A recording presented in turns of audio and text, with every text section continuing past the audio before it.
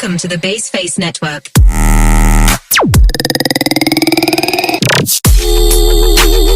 Hikayat Panji Semirang. Suatu hari, ada putri cantik dan lemah lembut bernama Galuh Candra Kirana yang tinggal di istana kerajaan Daha.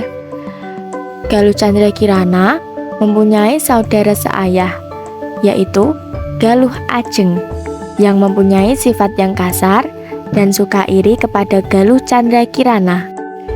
Dia tidak suka melihat kebahagiaan Galuh Candra Kirana.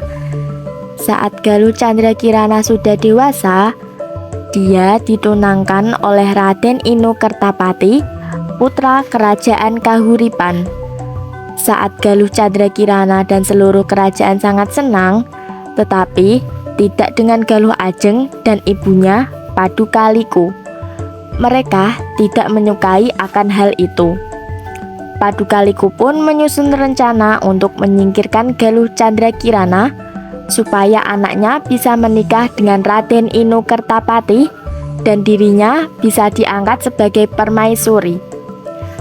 Ia pun mempengaruhi Raja Daha dengan guna-guna agar dia dapat mengusir Galuh Candra Kirana dan dayang-dayangnya dari istana. Galuh Candra Kirana pun menetap di perbatasan antara Daha dan Kahuripan, lalu mendirikan kerajaan sendiri. Saat utusan dari Kahuripan pergi ke Daha untuk meminang, harta-harta itu pun dirampok oleh pasukan Panji Semirang. Keesokan harinya, Raden Inu Kertapati pun datang ke istana Panji Semirang untuk meminta kembali barang rampokannya itu. Panji Semirang mengembalikan rampokannya, namun hatinya menjadi sakit karena mengetahui bahwa yang akan menikah dengan orang yang dicintainya adalah saudaranya, bukan dirinya. Dia pun memuja dan memohon kepada dewa setiap hari supaya dapat mendapatkan melihat Raden Inu Kertapati dan dirinya sebagai seorang perempuan.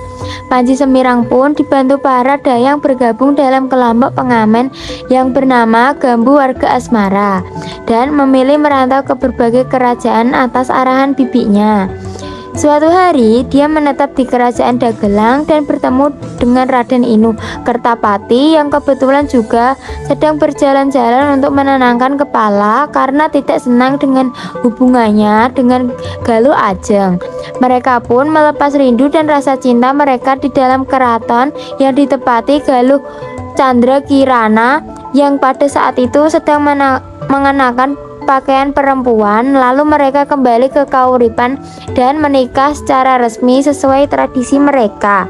Di sisi lain, Padukaliku kesal karena rencananya gagal dan memilih untuk mengakhiri hidupnya dengan cara bunuh diri.